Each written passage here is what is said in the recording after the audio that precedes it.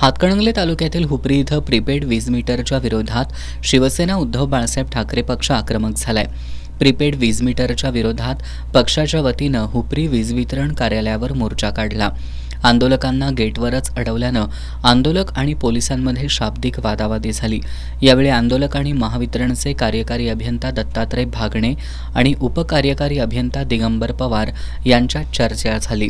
महावितरणनं prepaid meter तात्काळ काढून पूर्वीची मीटर बसवावीत अशी मागणी यावेळी करण्यात आली।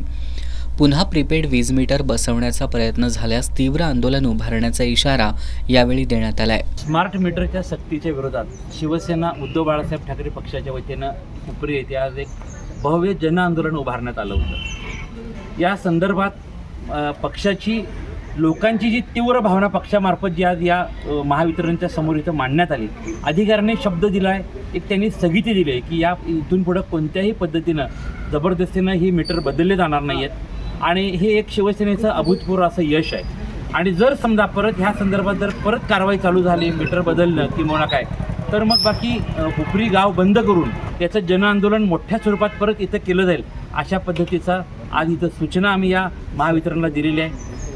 या आंदोलनावेळी शहर प्रमुख विनायक विभूते, अमोल देशपांडे, उषाताई चौगुले, उमा महाजन, रघुनाथ नलवडे, संभाजी हांडे, संजय पाटील यांच्यासह शिवसैनिक आणि नागरिक उपस्थित होते।